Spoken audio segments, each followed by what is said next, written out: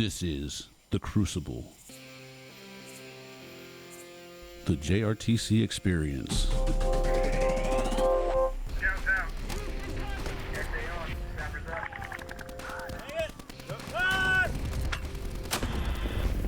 Hey, click to my position over.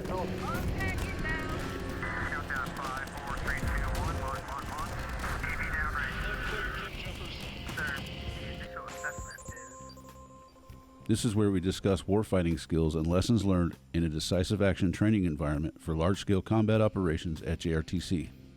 Hey team, welcome to another episode of the Crucible. All right, today I am honored to have the 4th Infantry Division leadership, Major General Dave Doyle and Command Sergeant Major Alex Kupratty joining us. So we are honored and happy to have them here on this Veterans Day down at beautiful Fort Johnson, Louisiana. So if we could, sir, Sergeant Major, if you could do a brief introduction and we'll go from there. Yeah, thanks, Ricky. It is fantastic to be back here at the Joint Readiness Training Center. After 43 rotations, you would think I'd figure a few things out, but every single time I come back, I learn even more. And your team is doing a wonderful job helping prepare 1st Stryker Brigade Combat Team for their upcoming missions. It's just, it thrills me to see people committed so much to the profession of arms and doing it in such a great environment. So I've been the 4th Infantry Division Commander now almost 15 months, and before that had served a couple different assignments, including the CG here at Fort Johnson and the Commander of Ops Group at Fort Johnson. Deployed a lot with the 3rd Ranger Battalion, spent some time in the 82nd Airborne Division, and also had a great experience with the 10th Mountain Division. So each one of those assignments gave me the opportunity to come here to train my skills, to work on my leadership, and to understand a little bit more about warfighting. So, Ricky, thanks very much for having us here today. Thanks, sir. Appreciate it. Sergeant Major. Hey, sir. First of all, thank you for the invite. It's great to see you. I think it's been about 12, 13 years since you and I last worked together in 375, so phenomenal. It's always great to come back here and see the caliber of NCOs that are kind of, coaching and mentoring our troops for the future fight. So a little bit about me. I've been in the Army 28 years now. I spent the first 20 of those in the 75th Ranger Regiment in every battalion before transitioning to 3-4 CAF, down in the 25th, and then my last assignment was about 3 years as the Airborne Brigade CSM down in Alaska in Jaber. So in the seat for almost 22 months now, had a great opportunity to deploy forward with the division, the VARDA and DSB, and I'm here to see Raider Brigade do their thing and provide some, hopefully, coaching and feedback. So I appreciate the opportunity. Thanks, Sergeant Major. Appreciate that. Great.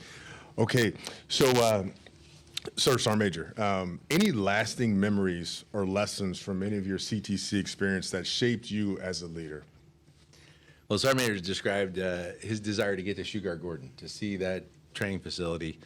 That place will always be ingrained in my brain housing group because I think at least 5 or 6 times, 3 or 4 of them as a captain, that sticks with you. But the reason for that is so many of those crucible moments were driven by an appreciation of how we did not leverage our warfighting functions or how we failed to do true combined arms to accomplish things that would be kind of seen as normal everyday business in the Army. The ability to breach properly with SOSRA, the ability to take advantage of the night and act in a way that prevents the enemy from gaining the advantage. So I do recall those lessons as a captain, which then shaped how I operated as a battalion commander, which then gave me a little bit more emphasis and latitude to train future company commanders as a brigade commander. So I would say it was formative and driven by the things that only JRTC can do. No other combat training center, no other home station experience creates that realism, that sense of urgency, puts that degree of pressure on an individual. And at the captain level, you're looking at your soldiers and you're seeing the results of your actions firsthand.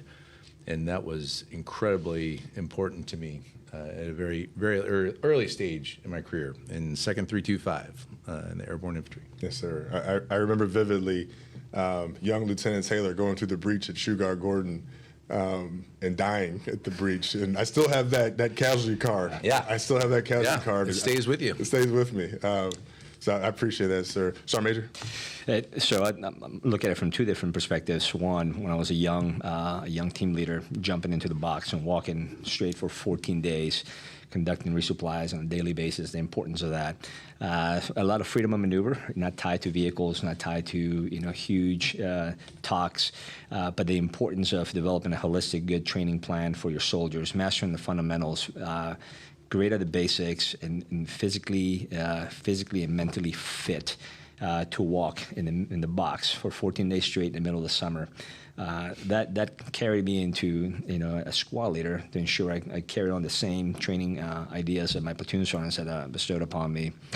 Now you fast forward to when I came as a squadron CSM, significantly different, and really piggyback off what the boss just said, is a free thinking up for, very different than your standard platoon company sticks, right? Where you're going to get across the finish line one way or another, and you're going to learn, and you may get to redo it again. But now they're going to expose chinks in your armor and your warfighting functions, sometimes all of them at the same time. Yeah, tell them about Platoon Margaux. Tell them about that. Oh, absolutely. I was a young 3-4 CAF CSM. I think it's 235 now. Is it Brigadier General? The commander. Ryan? Rob Ryan? Antoine, no. Antoine Dunmeyer, yeah. Yeah. Soon to be. First. Soon to be. That's right. That's right. He was 235 commander at the time. Cacti. And Cacti went at it and could not take Margot's. Of course, 3-4 CAF had to come through and police up, what you couldn't accomplish. I remember taking a picture inside of the city and I sent it to him, and I was like, hey, this is what the inside of the city looks like, sir. The CAF is here to help you out. So, I can't wait to tell him that. I can't wait. That's great. Tell him. He probably Hopefully he's watching right Yeah, now. right. He's watching this. Yes, he was not very happy, but a lot of learning that took place and understanding at the battalion level some of those processes and systems that include inside the TOC that as a junior NCO you really don't care much because you're just worried about the tactical fight, pushing your soldiers, pushing your Rangers to to accomplish a mission at all costs. No, that's great. I appreciate that, Sergeant Major. Sergeant Major, you said something, and I'd like for you to elaborate a little bit more on the fundamentals. We talk about the fundamentals quite a bit being down here at this Combat Training Center. Can you elaborate a little bit more on what you think are the imperative fundamentals for a soldier, infantryman, you name the MOS? Yeah, that's a great question, sir. This is nothing new. This is not because we've switched from COIN to large-scale combat. We've seen this even during COIN, that we strayed away from fieldcraft understanding. And I'm not saying that's the fault of the GWAT, but we train for the test. We study for the test. And we became accustomed, to flying to the X, quick, establishing BPs, breaching, in and out inside 2 hours, and we're home, right? And along the way, we streamlined some of our processes, some of the systems to suit the mission set. And I think taking those shortcuts has pulled us away from what's important, which is the doctrine, right? And that's kind of what we're working back to get into the doctrine, understanding what it means. I had this conversation with a platoon sergeant, and he's like, well, why do I care about large-scale combat? What exactly do you mean by, the basics? I was like, well, here's the difference. You turning on your red flashlight now, potentially catching one mortar round versus the fight in the future where you're going to sustain 2 to 3 hours of artillery barrage, right, because you gave away your position. So a lot of those things, and it goes back to shoot, move, communicate, right? Shooting, we actually shooting well during day and night conditions? Are we shooting and killing what we're aiming at? Are we moving? Can we maneuver at night efficiently? Right? Can we mass fires to assist in a maneuver? Those are things that sadly say we're not doing as well as we can. But we're incorporating training plans now this year, particularly that get at that to get us more proficient. Yeah, and Ricky, if I can follow up on that, Sergeant Major's talking about being brilliant at the basics, which the Sergeant Major of the Army talks about. But it also means you got to set conditions for that training to take place, and it can't all happen here at the Combat Training Center. So we are focused heavily, I think across the Army, but certainly the 4th Infantry Division, on unit training management and building those skill sets to ensure that resources are available, that they're allocated properly, that they're used in a timely fashion. And then, like Sergeant Major said, if in fact you don't succeed, we don't just move on to the next thing, that you have built in your 8-step training model and you've gone through the steps of all of your planning to give yourself a chance to retrain so that you do accomplish the assigned purpose, as opposed to, hey, we're just going to have to move on. So it's building those skills that Sergeant Major talked about, but it's the requirement for the leaders at all grades to set the plans so we can achieve those skills, so that we come to a place like the combat training centers, we're putting it together. Yes, sir. Sergeant Major, I appreciate that. Since we're talking about training, I'm gonna jump in. I'm gonna stay on the training topic here. Are we maximizing our opportunities at home station training to prepare for large-scale combat? And then the second question with that: what areas? Well, two questions really. What areas should we sustain, and what areas should we improve upon? Yeah, I'll take the first one. Sergeant Major, you want to take the second one? Okay, sir. So we have the luxury at Fort Carson to be at the nexus of opportunity.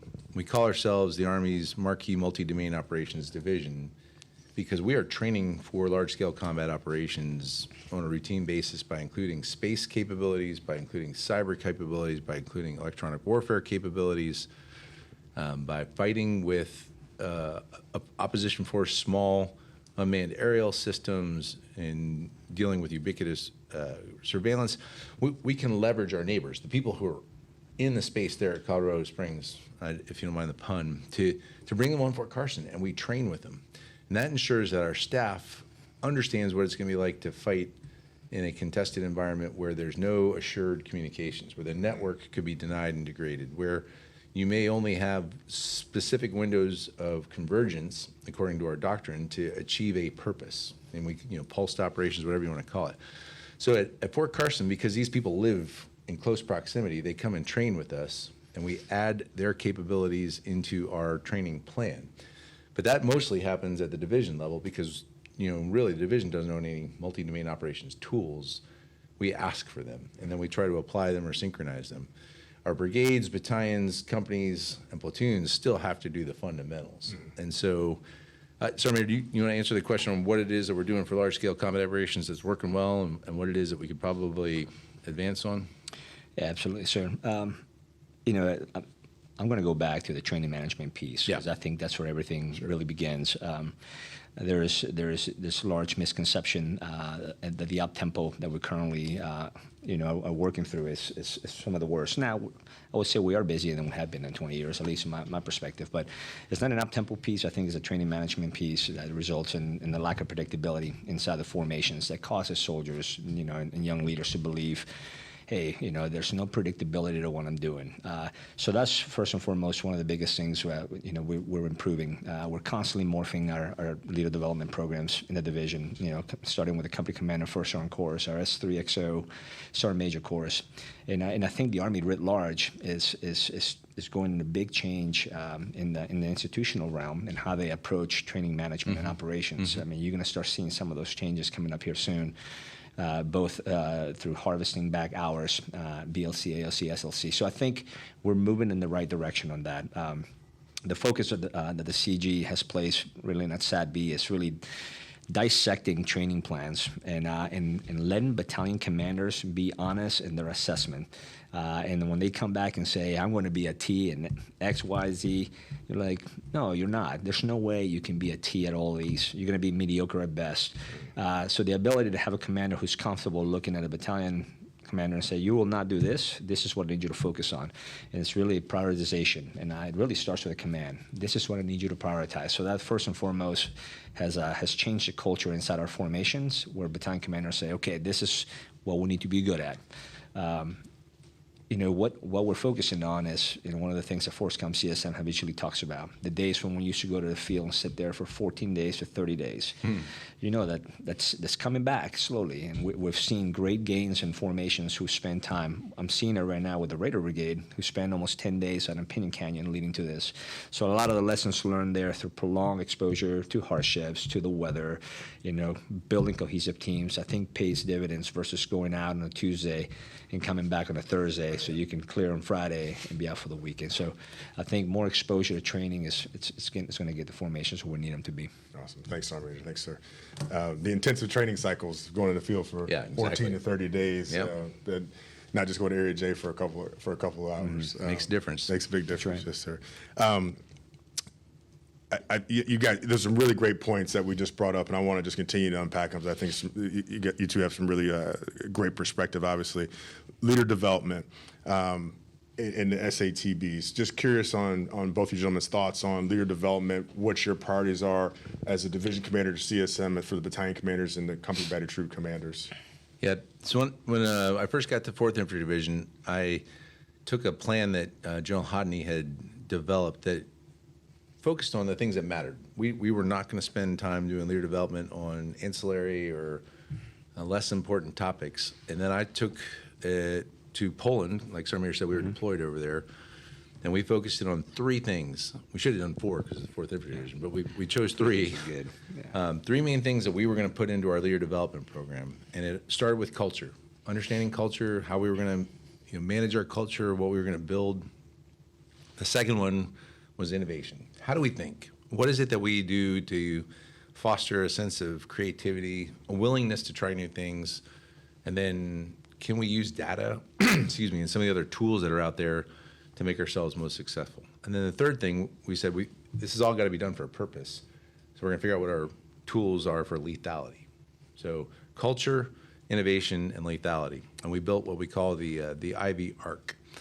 And the IV arc is segmented into 4 sections to make sure that we remain focused. And it's done at echelon. So the division owns part of it, the brigades own part of it, the battalion's own part of it. And it's not all classroom, it's not all study, it's a lot of practical exercise, it's getting out in the field and putting some of this into place.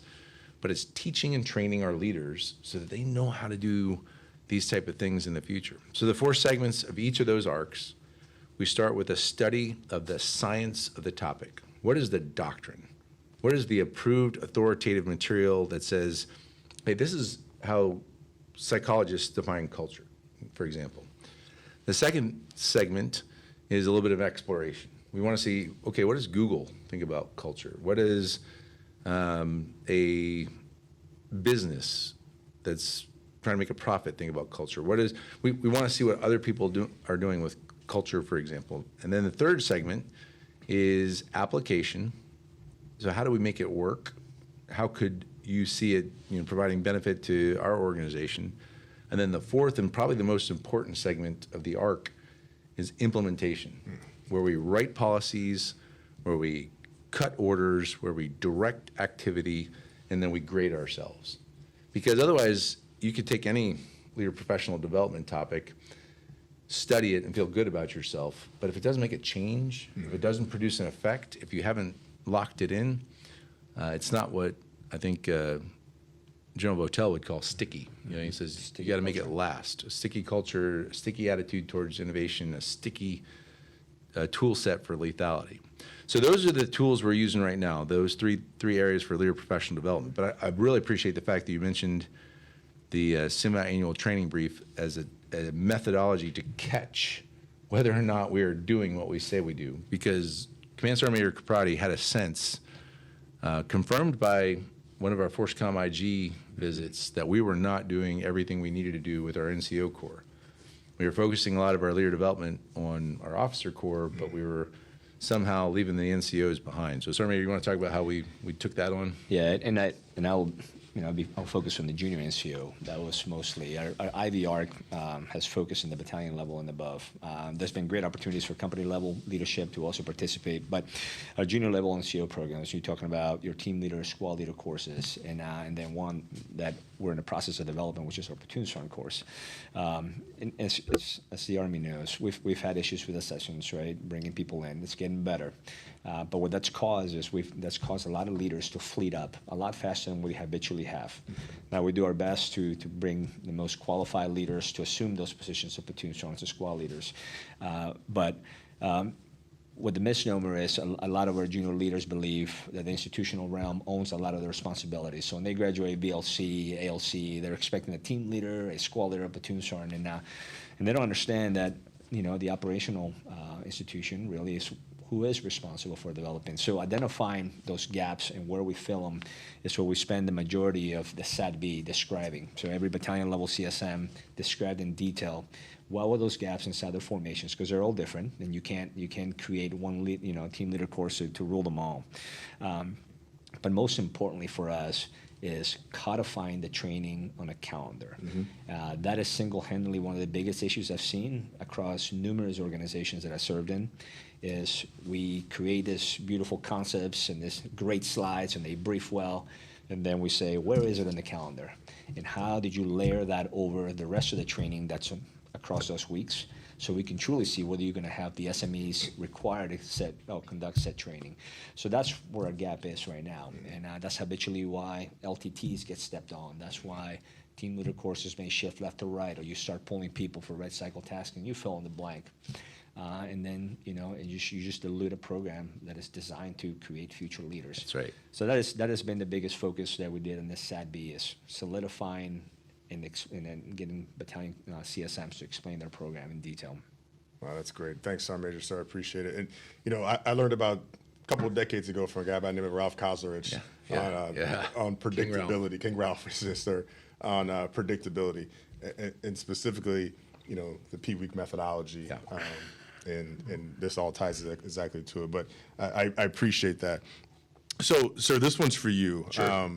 And so, sir, since your time here as the CG and as the COG of this great installation, what's changed the most with the Joint Readiness Training Center in regard to how we are training units for large-scale combat? Yeah, I'll bring up three ideas. First of all, our organizations that come here and fight at the junior level, at the small unit level, are much more aggressive. They know that they're going to do anything to be effective on the battlefield. They can't wait. They are taking the initiative, and I see much more junior level understanding about the ferocity of the fight. They are no longer sitting back and waiting for somebody else to set all the conditions for them. In fact, sometimes that's a challenge. You got to let people lead with high explosives. Don't lead with your small arms. But that was a big problem in 16, 17. We didn't have organizations that felt comfortable enough to dismount from vehicles, to get in movement formations, and then to attack. So I'm very glad to see that is better. And I would imagine you see it on a routine basis as well, so you can gauge whether or not we're sustaining that. But it was a big change. The second thing I think is really important, and also an improvement, is the degree to which our organizations know that they can't have a huge signature, either physical or electromagnetic signature, and survive. And so we've seen command posts try to get smaller. We've seen clusters instead of giant BSAs. We've seen a lot more innovation in that area. How do you stay survivable? I don't know that we've gone all the way to improving our, digging foxholes and making our fighting positions the way they ought to be. I don't know that we've fully embraced camouflage, but dispersion and then management of the electromagnetic spectrum are two huge changes. It just wasn't part of our lexicon before. We just didn't think about it. Yes, and now I think we do, or at least my observation is that we have. And the third thing, I see a lot of leaders who are recognizing that you can't rely upon combat experience to just say, hey, do it like we did in Iraq or do it like we did in Afghanistan. That's just a natural change in the generation. And it doesn't say anything bad about our Army. It just means we're bringing in new people who don't have necessarily bad habits from previous deployments, but they also don't have the experience of what it's like to have artillery fired at you, or to have explosives going off, or small arms. And so therefore there's not the same degree of recognition that this is not a game. It's not laser tag. This is about managing violence, and somebody wants to kill you. Somebody really wants to kill you. So our leaders who are coming up through the ranks now are having to deal with that a little bit more frequently. And I think that's better for us, but it also poses some challenges. So I would say those are three things that have changed since I was the COG, certainly. As a CG, fewer changes, but still, I would say those three are reasonably accurate. Yes, sir. General Work and I had a conversation a few months ago, large-scale violence. Right. Being very prescriptive with fires, where you're shooting multiple battery tins, at a specific target. I know when I came down as battalion commander when you were the COG, there was definitely a learning curve from when I came down for 2307. Yeah, that's a great point. We've evolved. I mean, we used to tell our field artillery, you've got to shoot, you've got to shoot, you've got to turn the fires warfighting function into a sustainment warfighting function dilemma. You've got to, we couldn't get people to mass fires. Now, as the CG, and I think, we watched some AARs today, they're willing to shoot, but we're not necessarily shooting on those things that are the most important because we've maybe grown accustomed to having all the ammunition in the world. And, I don't want to throw shade at our MCTP brother. I love them. They're awesome. But, you will, if you do a warfighter and you're in the European theater, you will shoot the UBL of the entire continent 2 or 3 times. The unit basic load, you just expend it because they say, hey, we need to get the training objectives accomplished, so let's just give them more ammunition.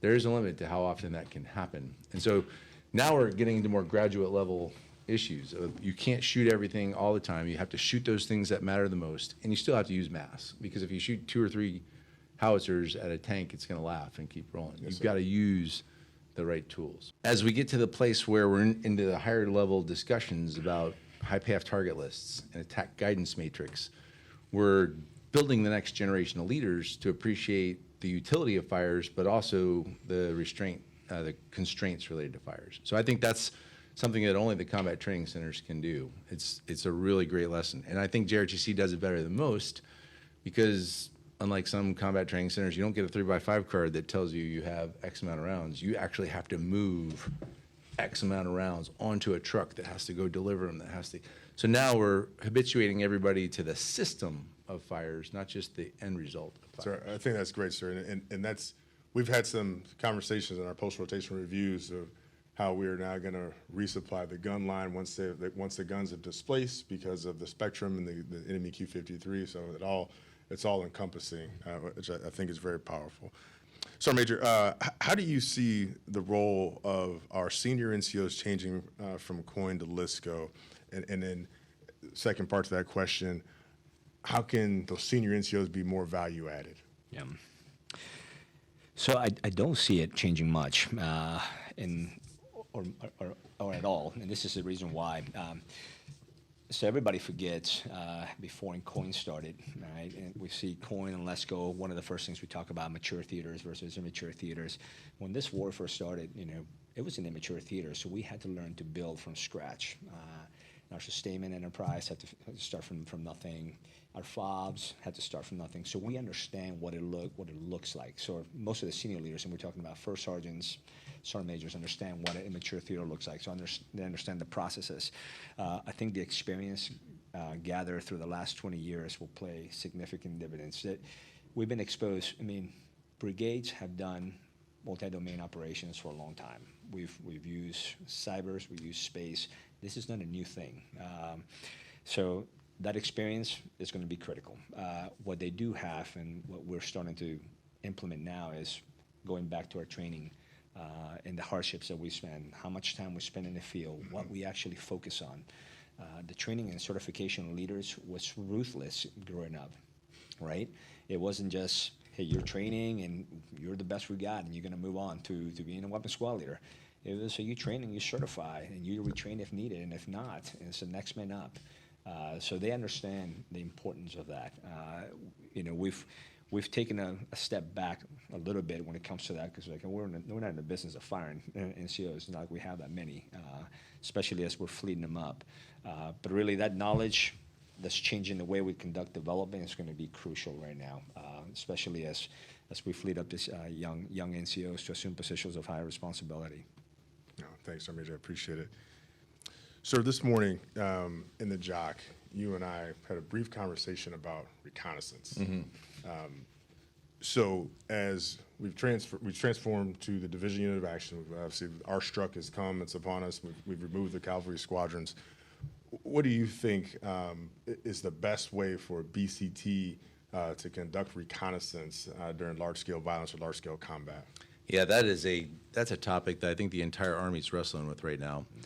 A lot of that's being explored through the transition and contact efforts that you helped kind of carry on, which I commend you and your team for doing that. I think that was incredibly important for the Army. The Chief of Staff of the Army talks about it's not a BCT-centric fight, it's not a division-centric fight, it's a large-scale fight, and we have to be able to work at echelon with whatever tools are available. And what I see is we're not really going to have, in essence, BCTs doing what we used to do, which was, just battlefield management and terrain management. It's brigades, and these brigades are going to get task organized for a purpose. And the division will make some of those choices, the Corps will make some of those choices, the Joint Task Force will make some of those choices. So when you ask, what do we have to do with this new Army structure, I'll focus specifically on the thing we talked about this morning about is reconnaissance and security. The easy button for what was a brigade combat team was to say, cavalry squadron, go out there and conduct reconnaissance and security, or reconnaissance or security, or do a guard, screen, or cover. Of course, nobody does a cover. I mean, it just doesn't happen. We don't have that anymore. With the IBCTs and the SBCTs, that's no longer available. You can't strike the easy button. So we, at division level, have to take on some of that responsibility to provide both reconnaissance and security to our brigades as they fight. And then the brigades own a portion of it as well, which is a change in training and a change in thinking. So you may, as a brigade commander, have to take some of your combat power and dedicate it to that specific purpose. And whether it's establishing a security zone in the defense, whether it's conducting a route reconnaissance in the offense, you may have to lose some of the capability you would otherwise use for a different purpose and allocate it in order to set conditions yourself. And that's going to be different because we just haven't had to deal with that problem. We've been able to solve it through our structure, through our organization. And so my responsibility as a division commander is to train the brigade commanders under my watch to think about it and to consider whether or not the trade-offs are worth it. But we, as an Army, and I've talked to some people at Army Futures Command, may have to look at the .mil-PF aspects of this, because you may not be able to ask a 3-battalion brigade, even if you task organize it with certain tools, to do the same things that you did when you had a 3-battalion brigade plus a cavalry squadron. So that may fit back into our doctrine. It'll certainly fit back into the training that you're doing here. Has to deal with the education. But like Sergeant Major said, this isn't brand new stuff. I mean, you look back in our Army, we didn't have cav squadrons before, and we figured it out. Yes, sir. I'll just go on one minute excursion. General David M. Rodriguez, retired as AFRICOM commander, 18th Airborne Corps commander, 82nd Airborne Division commander, was my BCT. At the time we were a brigade commander, and we went to the National Training Center, the other training center, and we were it was 2 airborne battalions and a tank battalion. And he recognized that we were going to have to do the reconnaissance fight with somebody. And so he took 1 airborne infantry battalion and said, congratulations, you're now my reconnaissance. For the offense, for the defense, no matter what, you're going to go out there and do reconnaissance and security. And so when we first started and jumped in, he gave orders to, I don't remember which battalion it was, but to go as far west as they could, establish security positions, use the javelins, use your radios, and do the shaping fight that he needed. And that cost. I mean, that was a whole battalion's worth of combat power that he dedicated to that mission. But it had a profound impact on our ability to see the enemy, to appreciate what they were doing, and it gave us some time to then employ our other tools. So I learned that, again, a very young captain, but it was the recognition you still have to accomplish that purpose. Sergeant Major? It's really over the last, since this morning when we walk in the battlefield, one of the things that we've heard about is our inability to sense as deep as we could, and that's one of the things that our CAV squadrons used to do. But I think back to the story you told. It's all how you approach it. What does a company have to feel? What does a battalion have to feel? Do we need to change our training requirements to learn some of those scout principles, some of the scout ideals? And is it a platoon? Is it a company? As another example, when we're in Alaska, skiing is a thing. So you would think the entire Arctic Brigade should be able to ski. Skiing takes years to master, and it takes more than that to master it with a 60-pound ruck on your back with a weapon system. So we approach this problem set the same way and made our scout platoons and grew up to a company per battalion because we can afford to do that. It was a requirement to do that. So something similar to that, and then finding a good balance of how we exercise our small UAS systems. What are the systems that you're using, and using the two to get at some of the gaps that we've created by losing the squadrons. There is a way, just to be creative with it. Yeah. No, thanks, sir. Sergeant Major, I appreciate it. That's great. So, sir, Sergeant Major, I'm going to shift to 4th ID specific. Where do you two gentlemen see the mighty IV division headed in the next 24 to 36 months? Well, I'm really glad you asked that question because we've hosted a number of people to help us map out the ways we, as the 4th Infantry Division, can enable the Army to be more effective in a host of different things. And we've worked very closely with the leaders at Army Futures Command to become involved in what was Convergence, now it's Capstone. And we're going to be participating in at least one Capstone event as a division and potentially a second. And that's subject to all the different requirements that may come up, but it's what's on the calendar right now. And in order to get to that, where we can be productive contributors, we have to do some work with some of the tools that Army Futures Command is developing. So we're going to start building some training events that allow them to plug in and provide not just equipment, but the methodology and the training to use that set equipment. And then we're going to have to figure out different ways, like Sergeant Major described, of using the tools we do have to accomplish purposes so that when we go to the Capstone event, we're ready for prime time. So that's scheduled out for 26. In 25, in order to get there, we're going to do a couple of things that we have done in the past with the great success. We got a warfighter that's being done to us, or we're doing it. So that'll help us work our systems and processes. But then we've got an opportunity to do roving sands, which is an exercise that familiarizes us with all the tools that are out there for air defense and THAAD and protective requirements. And we've got an opportunity to do Vanguard, which plugs us into the Intelligence Center of Excellence and helps us innovate with our kill chain. And so what I see is that progression, doing our warfighter, doing roving sands, and then doing this Vanguard exercise, build us towards Capstone 6, where we as a division will go to the National Training Center and participate in their experiment. But we also have this window, we're calling it the Southwest Maneuvers, where we're going to express our intent to bring all these tools I talked about earlier, being in Colorado Springs, out to California, and we're going to do some long-range operations. One of the things you guys do a great job here is, ensure that the tyranny of distance influences the way units operate. We're going to do that to ourselves in advance of this Capstone event. So we're going to stretch out a Stryker brigade, a portion of an ABCT, a cab, and we're working with strategic deployment and SDVC to make sure that we get assistance to get to the location.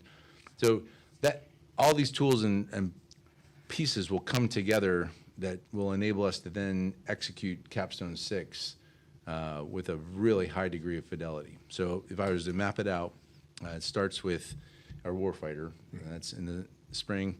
Then we do the roving sands exercise, then the Vanguard exercise, and then we do the Southwest Maneuvers, and then we're into Capstone. So that's the map for the division.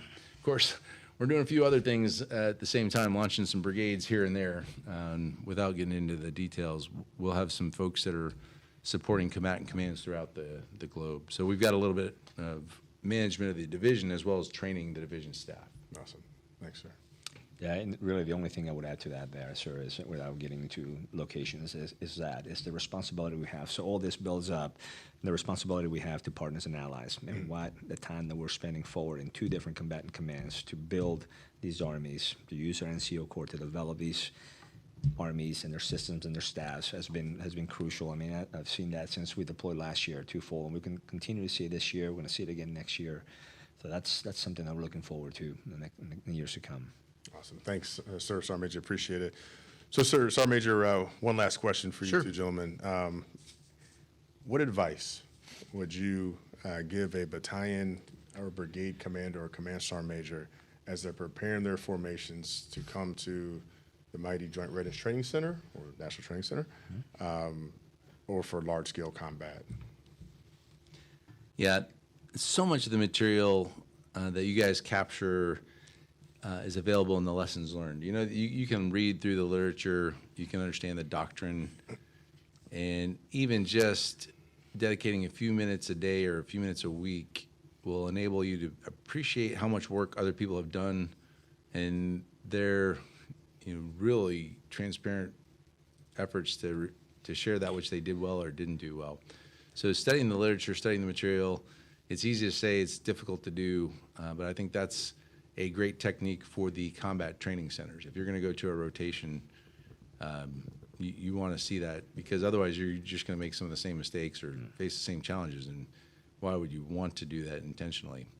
But the other part of your question about preparing for large-scale combat operations, there has to be this holistic appreciation for the rigor of combat. And, our formation hasn't faced this, and it is daunting when you think about what's taking place with Ukraine and Russia, which are two moderately capable second-rate militaries, and yet they are inflicting horrific casualties upon one another. They're exacting violence on every mistake that the opponent makes. So I think our responsibility as leaders is to remind our soldiers and their leaders that this is not a if you feel like it kind of arrangement. You have to be prepared, because you are going to be called upon to go into difficult and dangerous places and do demanding things. And if you haven't steeled yourself through preparation, you may not feel like you're ready. You may not feel like you're prepared. And there's no way to really completely replicate what we anticipate large-scale combat operations to be. We just don't have the means to fully impress upon people how hard it will be. But the manner in which we prepare ourselves physically, emotionally, spiritually, mentally matters. And then what you do and what this training center does and how our Army invests in these environments is foundational. We cannot avoid, nor should we ever take for granted, how important this experience is, because it's the best we can do. It's the closest we can arrange. And I would just commend all of the teammates that you have that are doing this to stay enthusiastic, stay energetic, and relentless. And I don't have to say this to Geronimo, because I know they're going to do it, but to stay aggressive and engaged as well, because that makes a difference. Yes. And that is the best way that I know of to prepare for what I think will be horrific and dangerous combat operations in the future. Yes, sir. Command Sergeant Major? 3 quick things. Keep plans simple, task and purpose. Allow freedom of maneuver to your commanders and your leaders. Allow the flexibility that they need to make decisions. I would say master sustainment. That will halt your formation, as we've seen, and as you've seen numerous times in every rotation. And really, the last one is don't anchor yourself to a CP. Go see your soldiers. Go see the front line. You're not going to see it from a talk. You're not going to see it from UAS feed. Go see them, inspire your people, and when necessary, you're there to make those hard decisions and those hard corrections and enforce standards and discipline that are going to keep the men and women in your formation alive in the future fight. Sir Sergeant Major, I appreciate that. That's great, and I appreciate both of your time this afternoon coming in and spending a little bit of time with us here in the studio. I'm just going to recap real fast. There's a lot of stuff, and I just want to hit a few highlights. We talked about the importance of leveraging warfighting functions. We talked about the importance of the fundamentals, the leader development program within an organization, commander-to-commander dialogue, the importance of the SATB, and then tying that to unit training management, training and certifying leaders, again, going back with the ASEP training model. In regards to reconnaissance, task organize the BCT for purpose. So as General Rodriguez example, three brigades, 3 battalions, 1 battalion is going to be reconnaissance, 2 are going to, do whatever task and purpose, and then be ready. And then Sergeant Major, I love your last comments here. Keep it simple, task and purpose, freedom of maneuver, master sustainment, which I think is tremendous. Don't anchor to a CP, and then standards and discipline. I think that's really great. Sergeant Major, I'm going to turn it over to you for any closing comments. I'll start with you, Sergeant Major. Hey, sir, it's great to see you again. It's really awesome. I appreciate the opportunity. Thanks, Sergeant Major. Good seeing you as well. Appreciate you. Since 2011. 2011, that's right. 375, there we go. Right, that's right, yeah. General Doyle was Major Doyle leaving the formation. Yeah, they're all there. They're all there. It's crazy. Yes, sir. Yeah, I appreciate this. Happy Veterans Day to everybody that's listening. The folks who are probably paying attention to this podcast have done an enormous amount for our nation, for our Army, and it comes at a cost. But I certainly appreciate the fact that we still have leaders, we still have individuals, we still have parents, brothers and sisters who wear our nation's cloth, who serve under the United States flag and do so to support and defend the Constitution. So, for all those who are veterans, thank you for your service. Sergeant Major and I kind of say that with tongue in cheek, but that is the true comment of our commitment. And then lastly, I'd be remiss if I just didn't say how much the Joint Readiness Training Center means to the United States Army. You heard me talk about how I think the combat training centers prepare our formations for what I expect to be the large-scale combat operations conflicts that are almost inevitable. But the Joint Readiness Training Center has the added feather in its cap to say that it develops leaders for anything. When you see our OCTs out there talking to young leaders, pulling them aside, helping them manage their style of engagement, helping them do proper inspections, helping them understand the words that they use matter and the precision of those words matter. This means that they're going to be better not only at the combat operations that they have to do, but just life. And I suspect many people can reflect back on things they learned at the Joint Readiness Training Center and will say that made them better people. And so I really commend you for your leadership, for General Curl, and for this entire institution because it's essential for our nation's success. Sir, Sergeant Major, again, thank you for being here. I appreciate your leadership and your time this afternoon. Thanks. Appreciate it. Thank you for joining us on The Crucible, the JRTC experience. The Joint Readiness Training Center is the premier Crucible training experience. We prepare units to fight and win in the most complex environments against world-class opposing forces. We are America's leadership laboratory. Again, we'd like to thank our guests for participating. This podcast was created and produced by Mr. John Mabes. Executive producer is Lieutenant Colonel Drew Zabriskie. It was recorded by Captain Jermaine Branch and edited by Mr. Travis Boyle. Series intros were built by Chief Thomas Rich and vocals were done by Mr. Robert Chopper. Special thanks to Mr. Jeff England and the Fort Johnson Public Affairs Office. Be sure to like and follow us on social media to keep up with the latest warfighting TTPs learned through the crucible that is the Joint Readiness Training Center. Follow us by going to https://linktr.ee/JRTC. We'd like to thank our partners at the Center for Army Lessons Learned of the Combined Arms Center, especially the JRTC Call Observations Detachment. Be sure to follow them on social media as well. Follow them at https://www.army.mil/CALL. Don't forget to like, subscribe, and review us wherever you listen or watch your podcasts, and be sure to stay tuned for more in the near future. The Crucible, the JRTC experience, is a product of the Joint Readiness Training Center.